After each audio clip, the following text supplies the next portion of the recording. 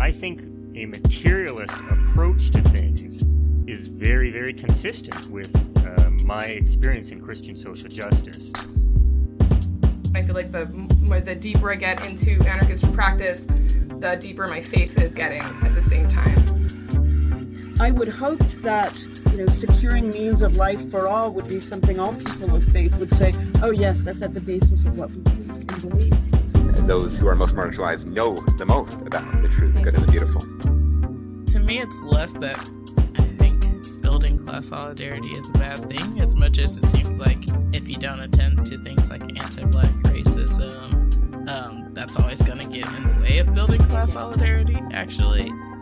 And when you go back, you find that a lot of revolutionary grassroots participatory movements, the precursors to what you could call the barrio assemblies and these grassroots neighborhood organizations, a lot of these were sponsored by the church. What does it mean to say that the Christian tradition is internally contradictory and there are antagonisms there and you're always being faithful to some aspects and betraying other aspects? Welcome to the Magnificast. I'm your co-host, Dean Detloff. And I'm your other co-host, Matt Bernico. And this week we are joined by David Inczauskis, one of our favorite Jesuits on the internet, who you may have found already. If you haven't, now's your chance. He's on Twitter at LibTheoJesuit, LibTheo, which stands for Liberation Theology. He just started a fantastic podcast called the Liberation Theology Podcast. You can find that probably everywhere you get your podcasts, but also online at LibTheo Podcast. And I encourage you to check that out for sure. He's also the author of a great book that we talk about later in the episode called La Fragua, El Teatro Jesuita de Centroamérica, which is about a really fascinating Jesuit theater company in Honduras. So check that out. And let's see, what else to say? He's a prof at Xavier University in Cincinnati, and just a really wonderful voice to have in the Christian left conversation in the United States. Yeah, for sure. He's a great voice. Not only is he a smart academic-y kind of person, he also has real experience in Latin America and elsewhere that I think makes him a really helpful voice in the situation. Before we move on to the interview, though, let me tell you a little bit about our Patreon, in case you were wondering.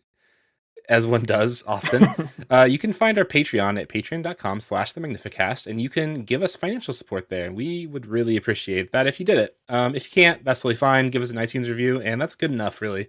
But if you do support us on Patreon, you can get such things like an invite to the Patreon-only Discord server. You can listen to episodes of our behind-the-paywall, Patreon-exclusive podcast, The Lock-In, where we make lots of dumb jokes and also talk about current events and sometimes just TV shows. It's great content. You can help support us, your favorite Magnificast podcasters. We're the only two, so I guess we're your favorite. Anyways, yeah, we really appreciate any support that you might give us. But for now, let's go to the interview with David.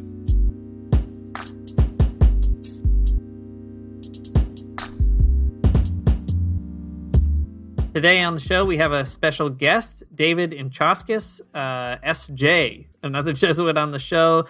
He just started a great new podcast called the Liberation Theology Podcast. If you haven't heard it, I encourage you to check it out.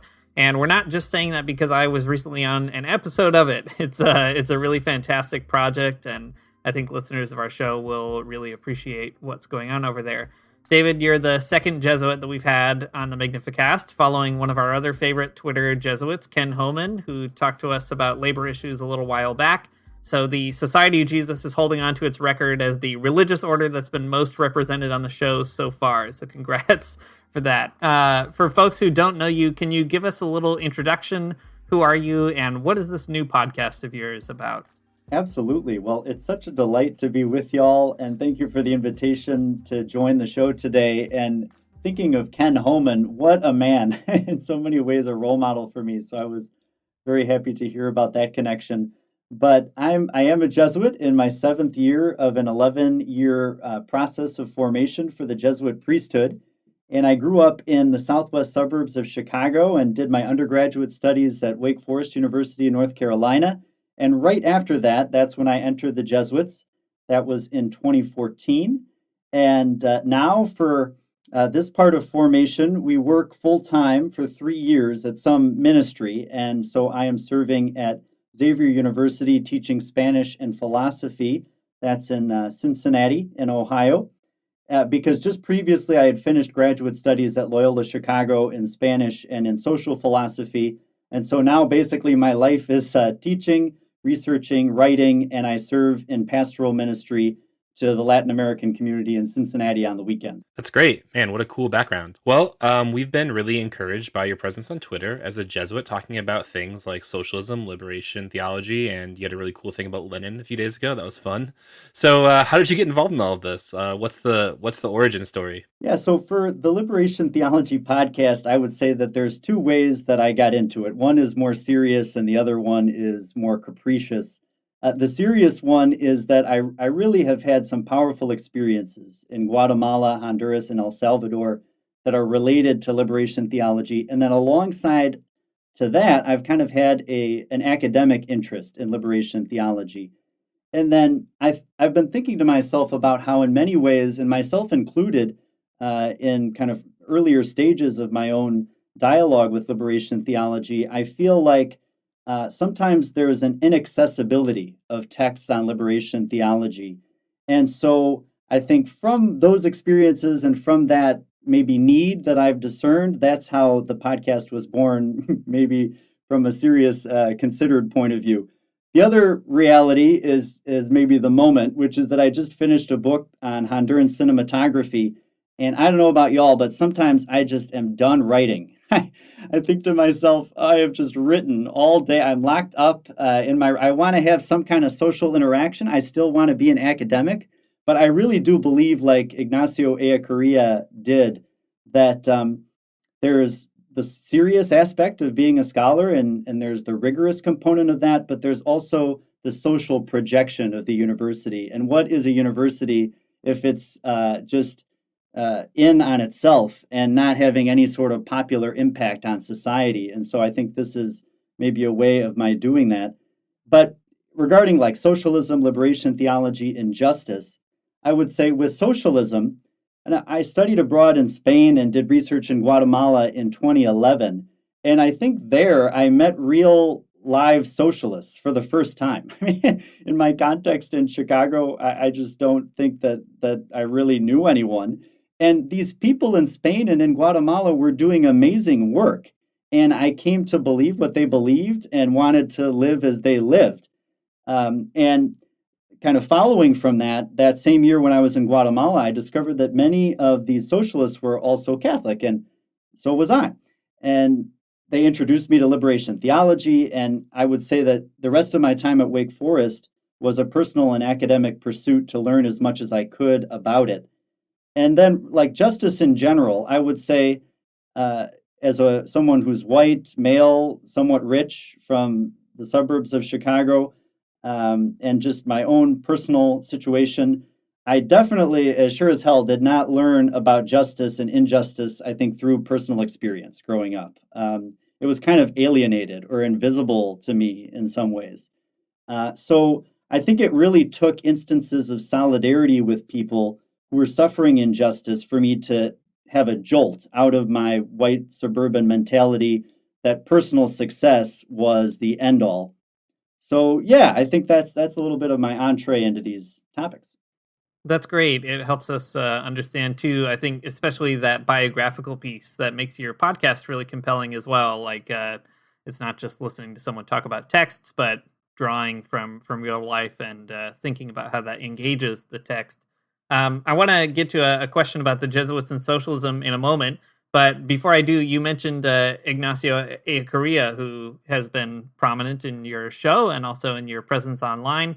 Maybe you could introduce him a little bit for us as well, and just kind of draw us a little bit further into the project of your podcast, as that maybe in that spirit of Ellacuría.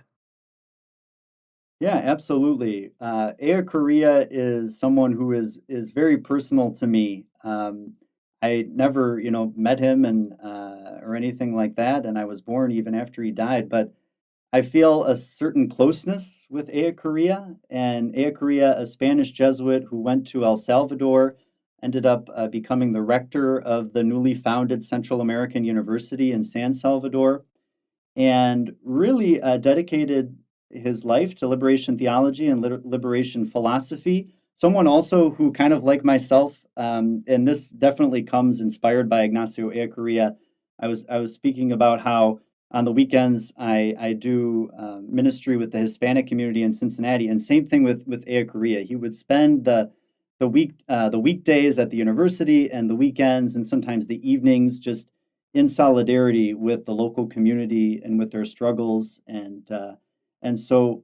But Ellacuría during the armed conflict in El Salvador really did become a voice of the poor and the oppressed alongside many of his Jesuit companions, and certainly inspired by the wonderful work and witness of Oscar Romero, now Saint Oscar Romero.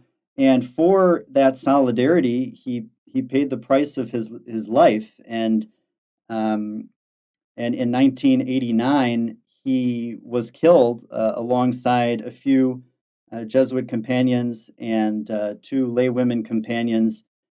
Just basically, a military battalion came into the Jesuit residence and slaughtered these folks and laid their bodies out on the lawn of the garden. And kind of my connection with that, which relates to the Liberation Theology podcast, is that in a recent trip to El Salvador, I stayed in the room of one of the Jesuits who was killed, and from which he was drug out of his room, and the window of that room faces the garden where the Jesuit bodies were displayed.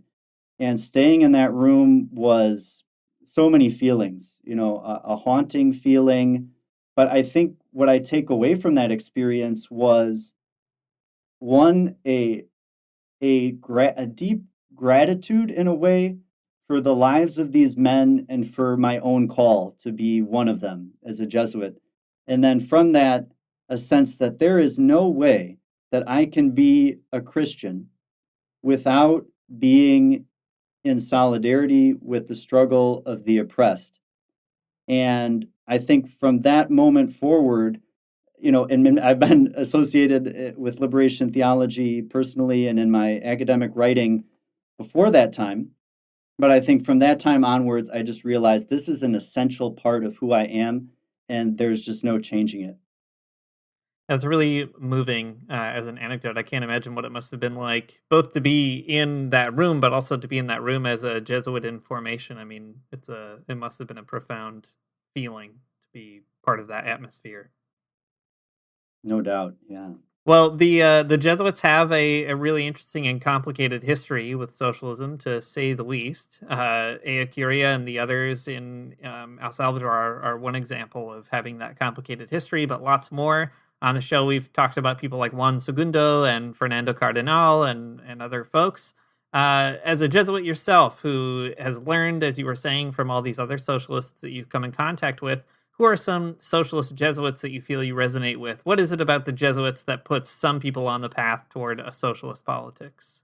Yeah, absolutely. And I want to kind of draw our attention to maybe a lesser known figure in some ways who has had a huge impact on me, who's Father Guadalupe Carney.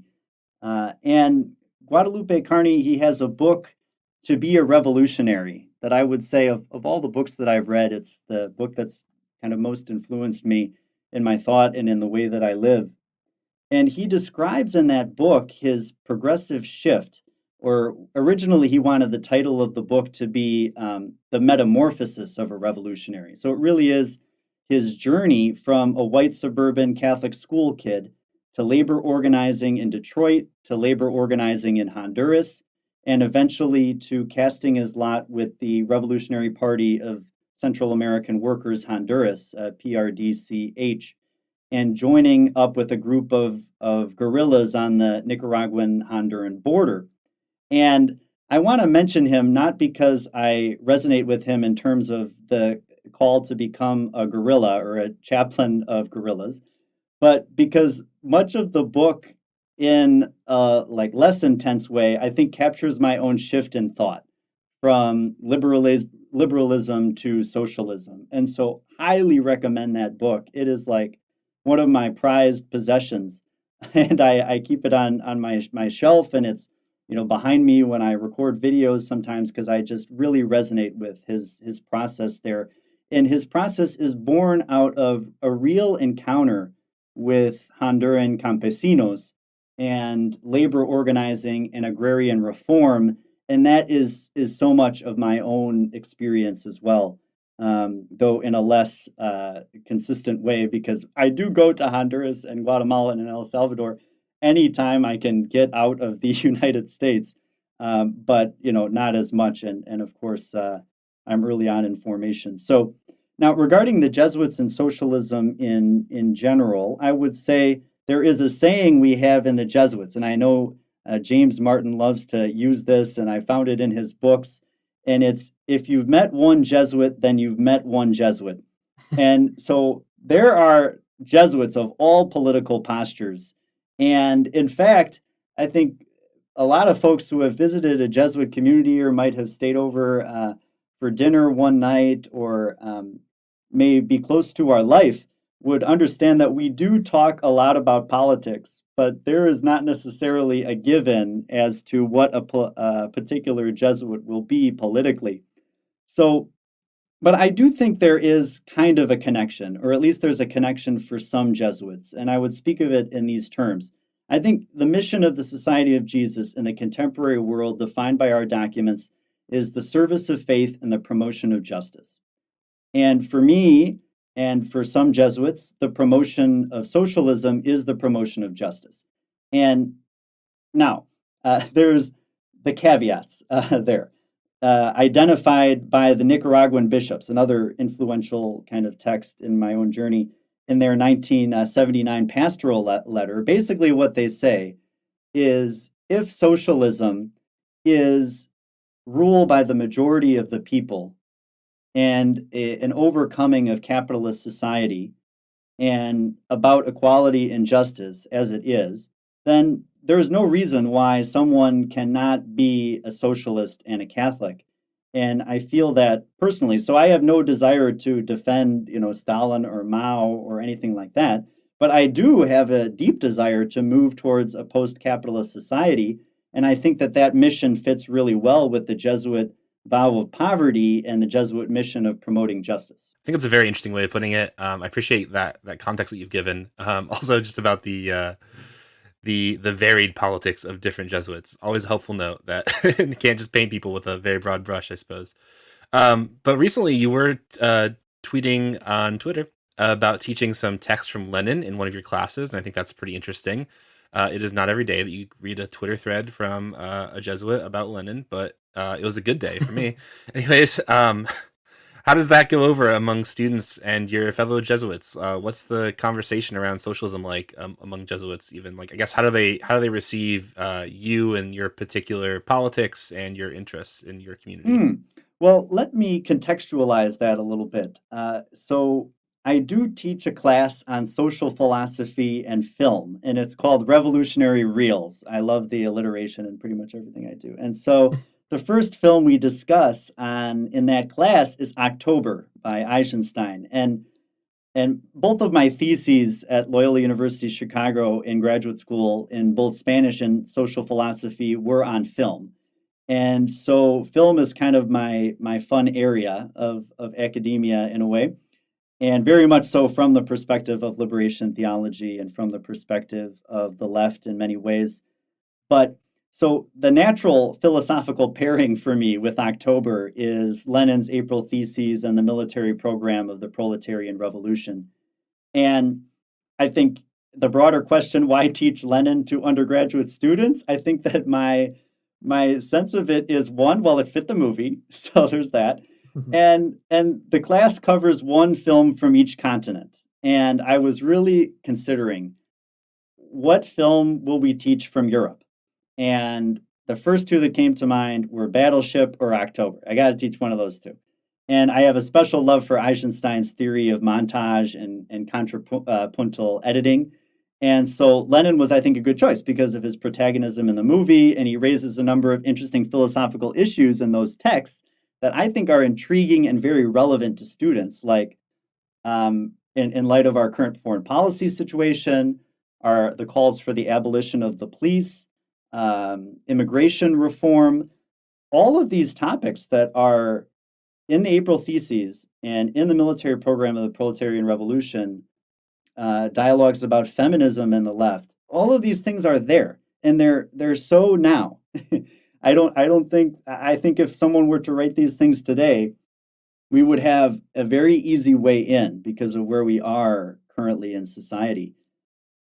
Some students are the students who signed up for this class are students who read the description, I think, maybe in most cases, and knew that it was going to be a class from that perspective. And I speak about that in the summary of the class, and it's called Revolutionary Reels. And so we are taking on different revolutions all throughout the world and then reading them in light of leftist political philosophy. So there's that. As far as kind of other Jesuits, to be honest, I don't think that any Jesuits as of right now have commented on it or really said anything about it. So I'm not sure what other people might think about it. But certainly I would like y'all and everyone to know when I teach something, I feel like I look at it from the perspective of a philosopher and from the perspective of a critical lens. And so just as the liberation theologians would draw from elements of socialism, Marxism, in creative ways and according to the signs of the times, I feel like I do the same thing. So in teaching the various philosophers that I teach in class, I tell my students I'm going to teach from the perspective of that philosopher. And if you want to talk about it personally outside of class and office hours or after the semester's over, then we can get into it personally as well. Yeah, that's great. Good pedagogy anyway, but especially, as a tool for interrogating and thinking through Soviet film. I mean, how can you do that without understanding Lenin? So that makes a lot of sense for sure. I'm curious to hear a little bit more, though, about how you navigate the plurality of socialist context, which is something we also try to do on this show, perhaps with greater and lesser degrees of success. But, more and more people are interested in socialism. It can be difficult, though, to get people to read much about the communist tradition or to have people seriously engage the work of someone like Lenin and treat him as a contemporary interlocutor with insights that perhaps we should still consider. What made you want to explore these kinds of expressions of socialism and Marxism yourself? Is that maybe due to exposure to those kinds of things in a different context like Latin America or Spain? Is it something else? How did you end up following these threads?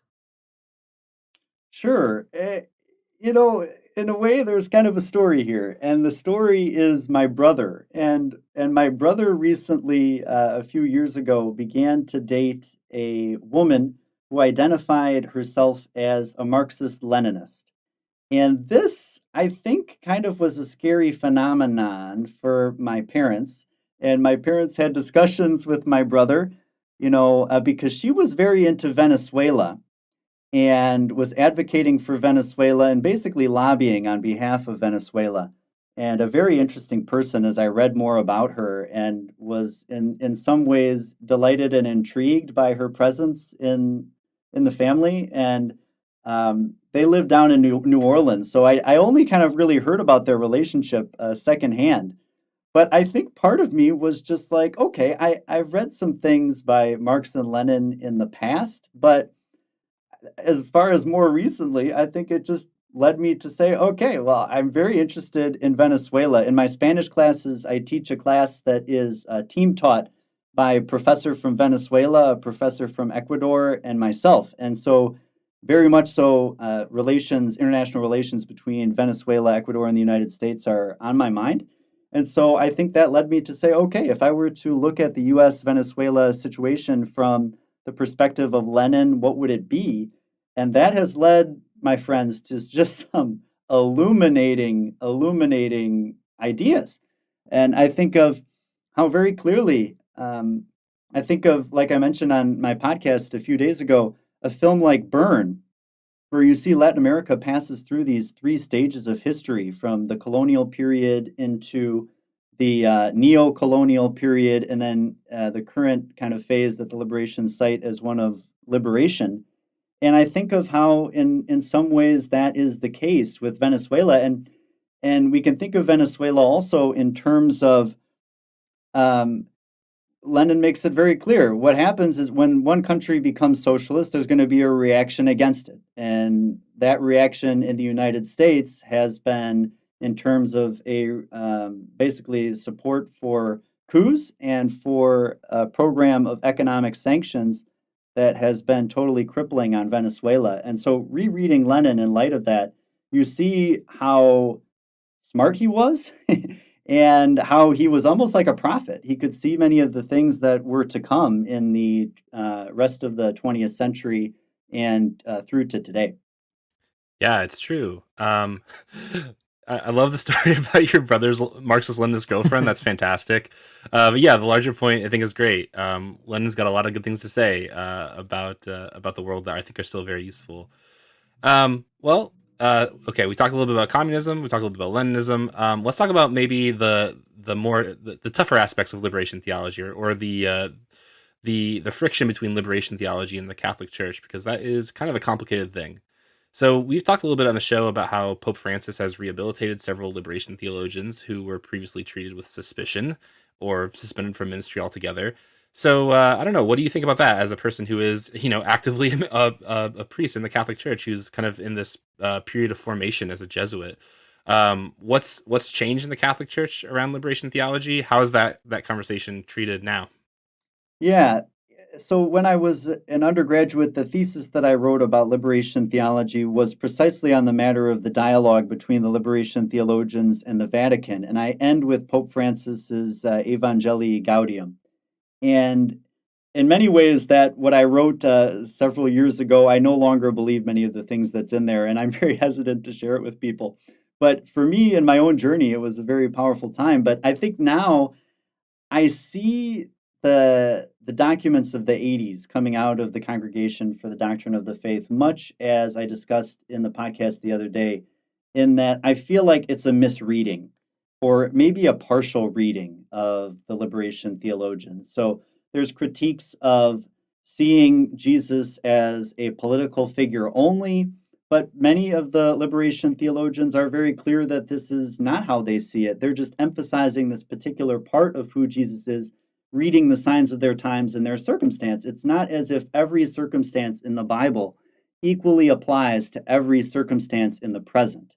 And so that's the beautiful thing about liberation theology, is it proceeds from the present, from reality as it is experienced now, and then draws in creative ways under the influence of the Holy Spirit from those texts. And I see that's a healthy and holy and wonderful way of doing theology.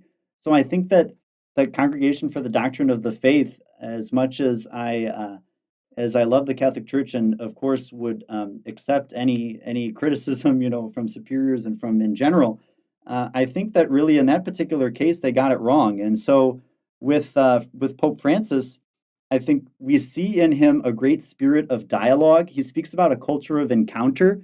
I think of an upcoming guest I'm going to have on the Liberation Theology podcast, Dr. Marcus Mescher from Xavier here, who speaks precisely. He just wrote a book about the culture of encounter. And I think that that's Francis's way of proceeding, in that he wants to dialogue with people as opposed to shutting people out or censoring people. And so we see, I think, a newfound openness and renovation in a creative space. That call of Vatican II, I think, in Pope Francis is very much so alive. And it's refreshing, I think, to see that new openness and a new way of proceeding. And I think of that term, way of proceeding, which is such a Jesuit term. And Pope Francis being a Jesuit, I think that he is in that tradition. I think there's the part of him that is in discernment and sees discernment as a process and wants to look at reality and say, where is the Spirit moving in this? And let's focus on that aspect of it. And so I think that Pope Francis sees the good there. And I've been refreshed and I would say inspired by Pope Francis's Laudato Si and Fratelli Tutti. There's so many good things going on in there, especially in terms of a critique of capitalism and neoliberalism. So, amen. I'm so happy with Pope Francis, and I would just say, let's keep it coming. Yeah, that's great. And I think you're right that that culture of dialogue seems to be a real opening for continuing to have these conversations about liberation theology. Maybe I could get you to talk a little bit more about this too. You know, one question that sometimes Matt and I get when we talk with other people on the left, whether it's on podcasts or elsewhere, is questions about Pope Francis and liberation theology and the relationship between them. I think a lot of left-wing people are intrigued by Pope Francis and also, you know, don't quite know what to make of him for a number of reasons, like many of us, I guess. Sometimes don't quite know what to make of him, which I think is both a strength and weakness on the part of the Pope. But in any case, when it comes to liberation theology, one story that I sometimes hear from people on the left is you know, liberation theology was a big deal in the 70s and 80s, maybe into the 90s, and then it sort of passed away. And now it's easy for the Vatican to embrace it because it's a shell of its former self, or it's no longer as threatening. And I'm curious to hear what you make of that kind of impression about liberation theology that some people seem to have. Does that seem true to you? Where is the voice of liberation theology today, and you know, how does that relate to the Vatican's new posture toward that movement? Sure, and I really want to highlight the fact of my own lived experience here in Central America and in Peru is that sometimes I'll have conversations with people within the Catholic Church, and I'll speak about my own studies in liberation theology, and I want to acknowledge the fact that many times what people will say, there's kind of two responses. The first one is like, come to my ecclesial base community. And that to me is a very much so, this is alive and very much so alive on the ground in the church, in this renovation of the structures of the church. When Puebla calls for a radical restructuring of church and society, I think we still see that in many places in Latin America. So in that way, there's not so much a death of liberation theology. And then there are so many professors I could name in Latin America and in the United States who are doing the work of liberation theology and teaching liberation theology. And so I want to acknowledge that. Now, the other response that people have is, well, it's so sad that people are no longer doing that as much. And so I think just as at Medellin, the bishops recognize that the oppressed of Latin America are crying to their pastors for liberation. I think still, the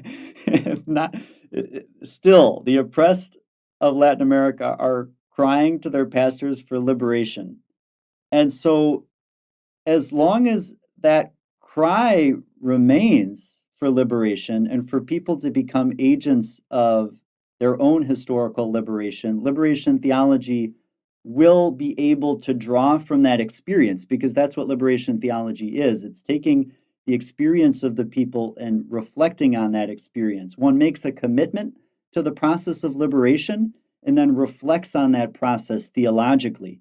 And so as long as people have a commitment to liberation, liberation theology will be done whether or not it's recognized. So I think that, yeah, that's how I would say. I think there's the grace of it and there's the challenge of it. And in some ways it's alive, in some way it's dead. But I think that my desire with the podcast was to launch it more onto the radar of folks and engage in some discussions about it.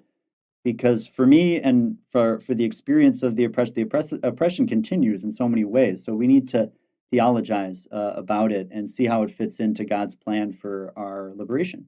Yeah, that's really cool. It's a great way of putting it, though, that, you know, liberation theology can't die, given the cry for liberation. I think that makes some sense. It's a fascinating way to think through the situation of liberation in the United States, even. Well, speaking of the United States, a lot of people in the U.S. have been talking about the quote unquote Christian left, and especially with Joe Biden being elected the president, and there's a lot of complicated feelings and ideas around that, I think, between Dean and I. But as a person influenced by liberation theology and your experience in Latin America, what do you make of that discourse in the United States about the Christian left? What kind of things do you think that Christians on the left should be thinking carefully about in these days of the ascendancy of Joe Biden? Yeah, Matt and Dean, let me be clear. I think people are still living with the trauma of Obama. And Obama let me down, and he let so many people around the world down. As far as militarism, as far as I think of the horror of Honduras in 2009 in the coup, and the response of the Obama administration and Hillary Clinton to that is so despicable, and it gets me so upset.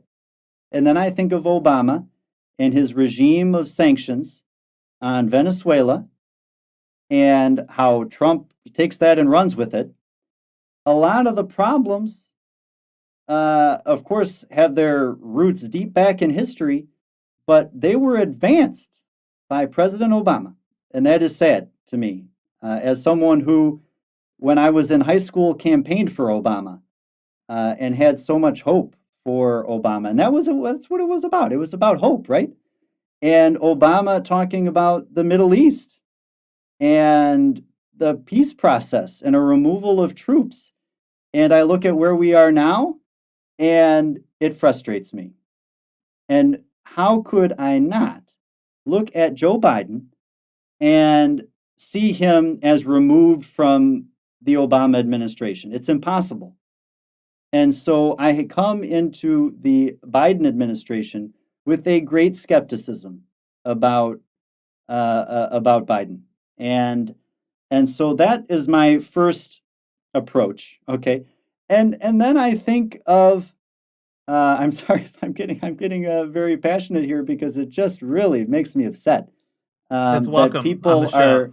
people are seem to be acting in many ways as if Joe Biden is just like a return to normality. But if the return to normality is what we were experiencing under Obama, then there's a lot of that I don't like, and we don't want to be engaging in here. I think of immigration and how Obama failed the country on immigration, and then the transition to the Trump administration comes, and people are very eager. Obviously, I'm a critic of Trump, and I don't like Trump at all. I didn't vote for him, and I don't want to associate myself with Trump in any way, really. But I would have to say that in some ways, where was the criticism when these things were in the works in the Obama-Biden administration? So I'm sad. Now, on that note, though, and I think as y'all have said on your podcast on previous episodes, there are some good things. So I don't want to say that it's all bad, because there are some good things. And so I think we need to acknowledge that and work with that. For example, I think with Obama, a few months ago, I was working with someone on their dissertation on the Vatican as a mediator in international politics, and the role that the Vatican played with the Obama administration with respect to Cuba. And there's some things about that which are troubling, but in some ways it's a step forward.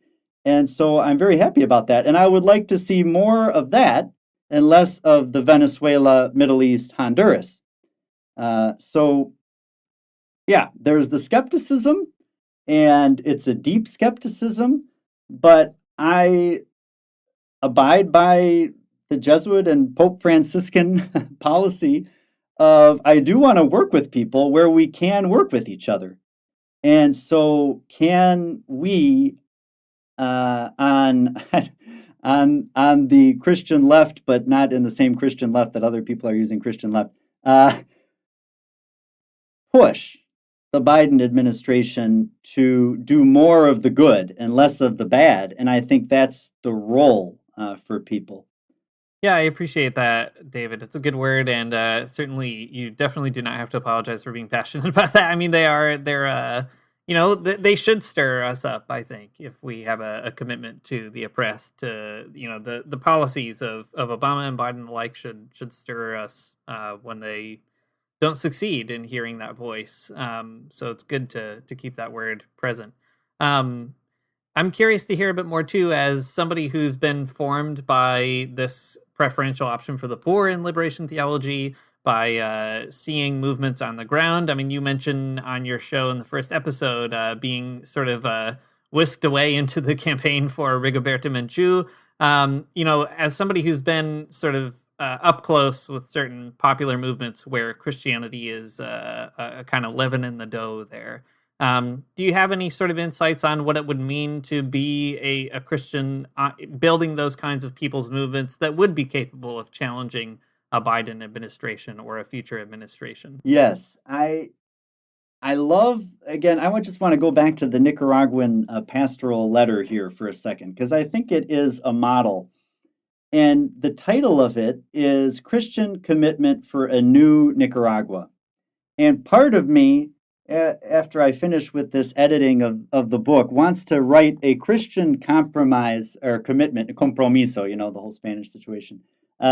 Christian commitment for a new United States, because we have to attack the problem of the United States from the root, because these things go back deep. If we think about the founding of the United States as a colonial power, we think about slavery, we think about our own role in neoliberalism. All of this is tied up in history, and I think these are the things that need to be challenged.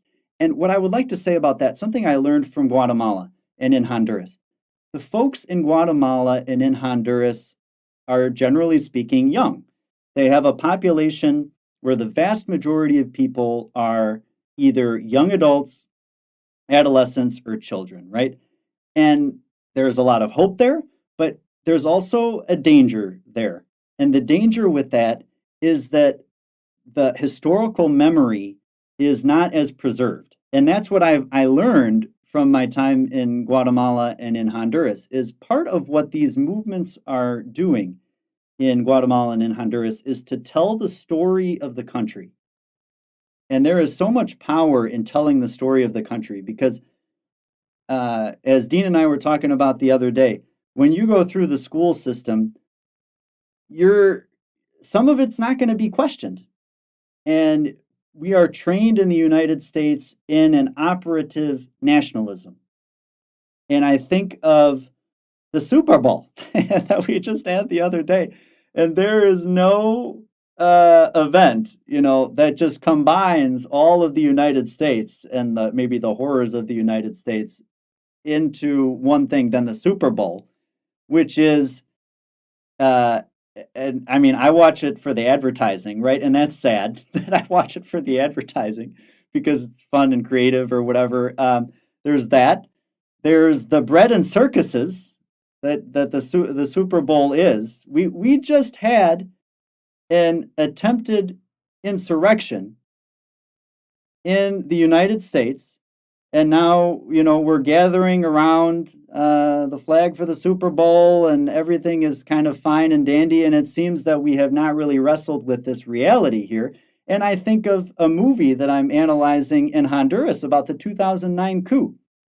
And the director, Katia Lara, in Quien Dijo Miedo, Who Said Fear, she goes into, at the time of the coup, some people were more interested in Honduras's victory over Costa Rica in a soccer match than they were about what was happening in their own country and at the political level, right? So I think that is the hard work, and it comes from education. And so I think we need to be fighting that fight of educating and telling the story of what is happening in the United States, what is our role on the world stage, and frankly, we need a total restructuring. So it's kind of intimidating in a way for us to approach these problems. But I think that in my own way, my way of approaching it is through an ecclesial-based community, because on Sunday, I meet with a group of adults from the Latin American community, and we go through the spiritual exercises. And the spiritual exercises that we speak about are the spiritual exercises of Juan Luis II and Guadalupe Carney, both Jesuits who rewrote the spiritual exercises in light of a communal experience. So the spiritual exercises right now is oftentimes a very individual experience. You go on an individually directed retreat. But can there be this process of moving from sin to salvation in the spiritual exercises, moving from oppression to liberation, but also through the spiritual exercises? And so for me, I think that is a way. I think of something else is coming to mind that's related to that point that I really want to share. There are professors at Jesuit universities, myself included, who are wondering, all right, in academia today, part of academia is hostile to the faith. And let's be honest, part of the faith is hostile to academia. And liberation theology bridges this gap because it's academia, it's faith, and it's justice together. And so I find a great potential there for there to be a United States version of liberation theology that is in the context of the world, that is related to Ignatian spirituality. Ignatian spirituality has a great potential as an in route for people, as it was for me and in my own entrance into the Society of Jesus. So I think, is there a way that we can combine the struggle of the poor, liberation theology, and Ignatian spirituality into a renovation of our universities so that people are trained when they go through the university? So many people go through our universities, the Jesuit universities in the United States. Is there a way to make it not only a personally transformative experience as we desire, but a communally transformative experience? So I don't know. That's my first take on that. It's a good first take. I mean, I think that a lot of the that there's a deep tradition of pedagogy within Ignatian spirituality as well, within the Jesuit tradition. I think that makes a lot of sense that you'd locate that space of training for people to be more critical of their political situation to be done there. I think that makes some sense. Well, speaking of that tradition, that Ignatian tradition, you did write a really cool book that I haven't read, admittedly. So I'm really looking forward to hearing about revolutionary Jesuit theater in Honduras. Man, it just strikes me. I think that we probably have a lot more common than we thought. My background is in media studies, so hearing you talk about film is really cool. And actually really fascinated about Jesuit theater as well. I wrote something about it what seems like a million years ago now, but I don't know. What's revolutionary Jesuit theater? What's your book about? How's that factor into everything here? Yes, well, I cannot pass up the story of how I got involved with the Jesuit theater in Honduras as an entree into that conversation. So a few years ago when I was in first studies at Loyola Chicago, I had a desire to, in the Mexican province of the Society of Jesus, there is wonderful work of agricultural organizing, and I wanted to be a part of that.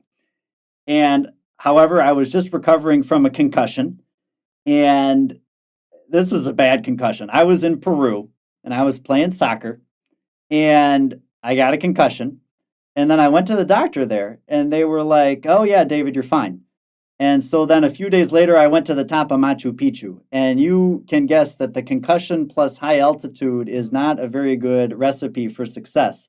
And so I came back to the United States very sick and with a deep concussion problem. So my superior was like, "David, there is no way that you are going to be out in the field for 10 to 12 hours a day. You will die or faint or something bad will happen to you." So I think and this is a Jesuit who has served in Peru during in the most difficult context that you could possibly imagine. And so he would have loved for me to have gone to the Mexican province for a few months and to have this experience. But he was like, "David, I think you need I'm going to try to use the word that he would have used, like a softer experience." And theater might be that. So, okay. So I went to Honduras not knowing anything about Jesuit theater, or really, in some ways I was like an anti-theater kid. So, but I'm very interested in art and in, I did Spanish, and any Spanish major is going to come out with the study of literature and film and all of that. And so I had a deep interest in learning more about it. But I fell in love with this theater. There's no other way to describe it. If tomorrow my superior were to say, David, we want you to go and work for the theater I would be like, and like even your ordination would be delayed, maybe I would be like, yes, I want in on that because I so love the work that this theater does. But it is called the theater, the artistic wing of the liberation theology movement in Central America. And that's exactly what it is. For some context, in 1979, on the same day that the theater, La Fragua, which means forge, the Forge Theater, when it had its first show, was the very same day of the Sandinista triumph in Nicaragua. And the Jesuit founder of this theater was in the basement of his residence listening to the Sandinista radio program speaking about this triumph of the Sandinistas in 1979. And then the theater lived the life of the Contra War because Honduras is used as a staging ground for the Contra War against the Sandinista government. And so the theater lives that life. And what the theater does, essentially, the program that I'm most excited about in the theater is called El Evangelio en Vivo, or the Gospel Live. And what this program is just as a base community in the liberation theology tradition, takes the experiences of their lives, experience of oppression, seeking liberation, and then reads the Bible in light of those experiences, and then takes, in light of that, actions together as a community that are fruitful in that liberative process. So there's that. The theater just adds theater to this component, is that when they are, when folks are speaking about the reality of the present moment, what a better way to get in touch with that than to dramatize it?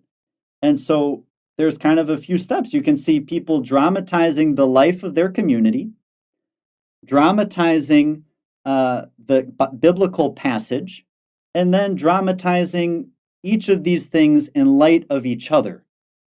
And what this does, I think of Paulo Freire, I think of every liberation theologian I've ever read, speaks about the important transition that people that people should make from being spectators of history to actors in history.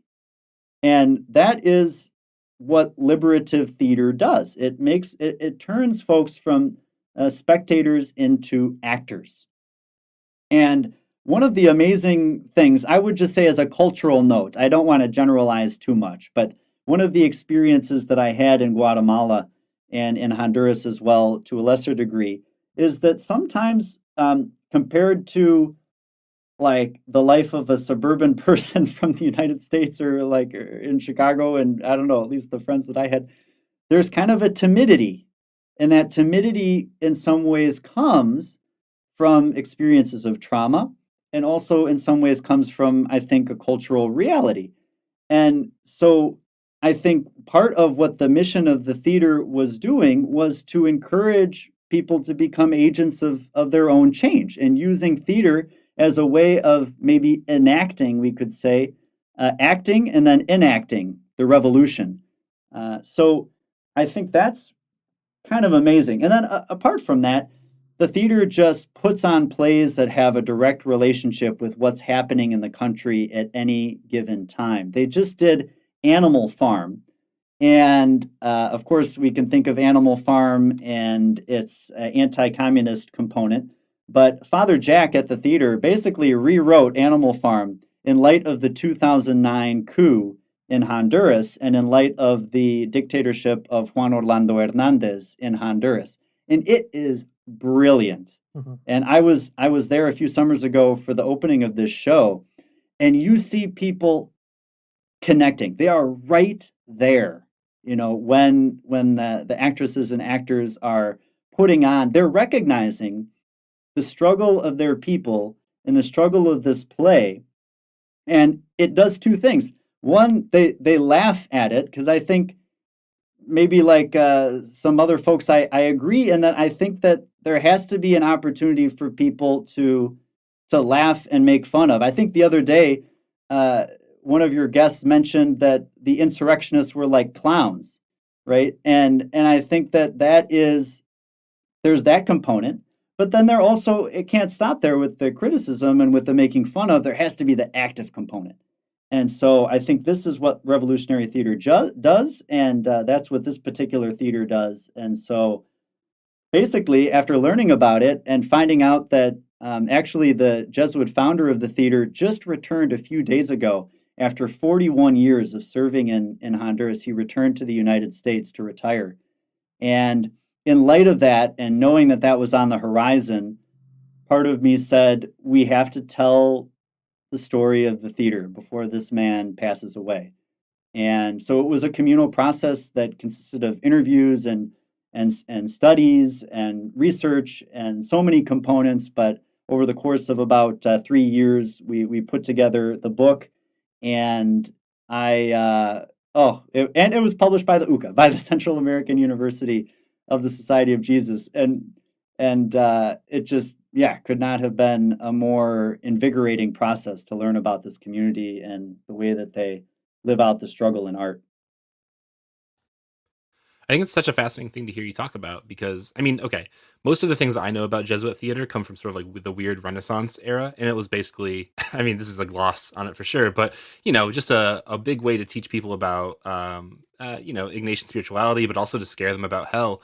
But to hear it from this angle too, it's so much more interesting, right? I mean, it kind of speaks to what you were saying a few minutes ago about the, the transformation of Catholic education away from complacency or away from just the ways that U.S. Nationalism kind of seeps into our education towards some kind of other revolutionary end. So it's such a cool thing to hear about, in that it demonstrates that there's a other horizon possible, I think, for religion in the U.S., but we have to follow the lead of folks in Latin America.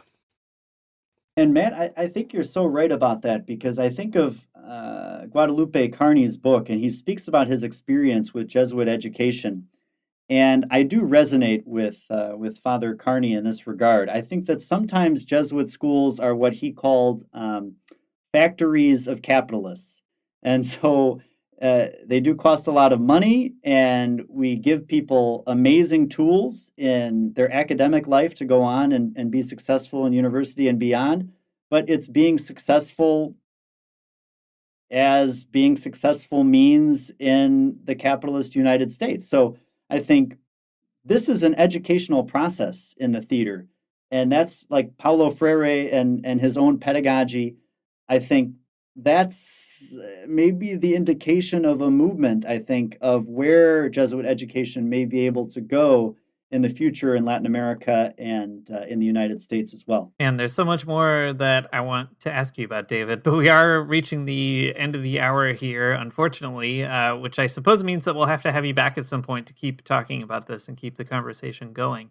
But I do want to ask you one final sort of stock question that we put to our guests. What's one thing that you wish that Christians knew about the left?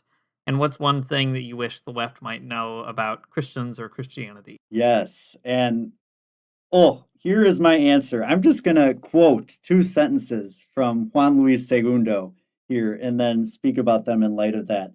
And this is from his book, Our Idea of God, which is, I don't know, if that Carney book is my number 1, this one has to be number 2, right?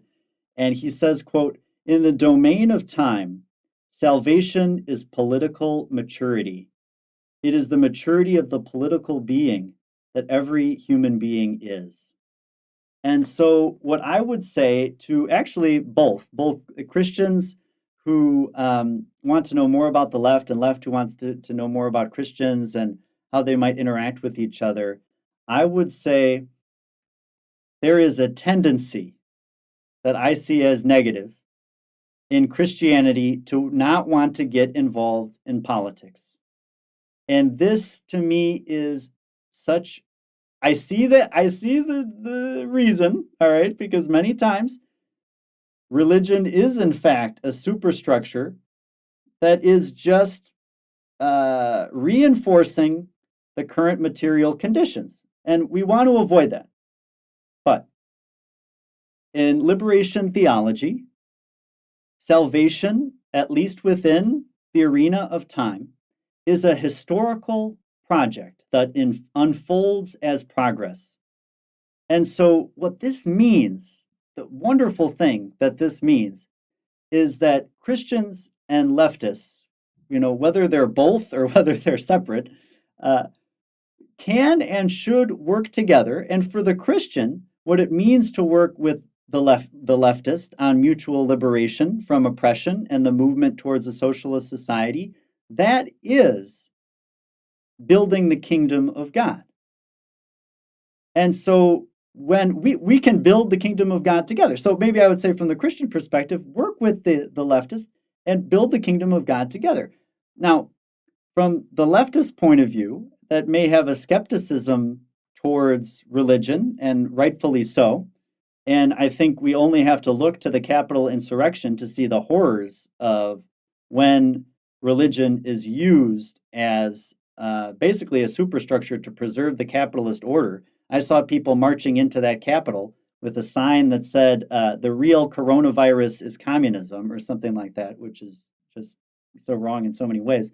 But I would say, I would love to work with you, someone who's an atheist or maybe non-Christian on the left, and I would be like, we have so many of the same goals, and so let us work together and collaborate together, and you're going to purify me, and that's what Juan Luis II said. The non-Christian, especially the atheist, who is working with the Christian on the left, is purifying the Christian of their idolatry. And I think that, for me, is what I see happen so many times. When I've had dialogues with atheists, I think atheists have pushed me to be more committed to revolutionary socialist politics, and I am so grateful from that. And they have cast down many golden calves that I have put up for myself along the way, and I am so grateful for that. So I would just say, let's do it, and let's do it together. That's a fantastic note to end on, I think, David. For people who want to hear more of what you're up to, I encourage them to check out the Liberation Theology podcast and continue that conversation there as well. Anything else that people should know about? How can they find your work, David?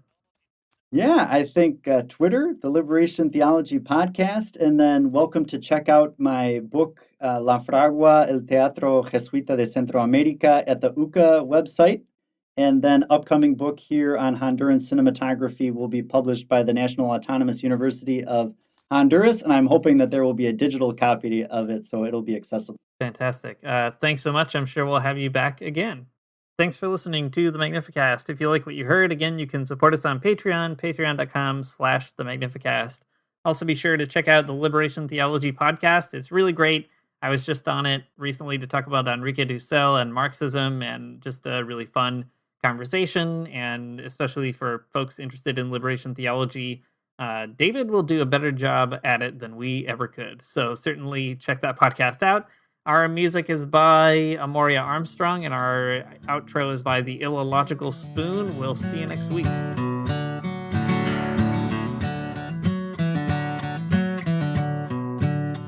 I don't wanna get up for church in the morning, souls alive. Heaven come to earth and there won't be no church. We'll meet down by the riverside. There we'll swim with all creation. Never get tired, never bored. Don't worry, someday there'll be no dam between us and our Lord.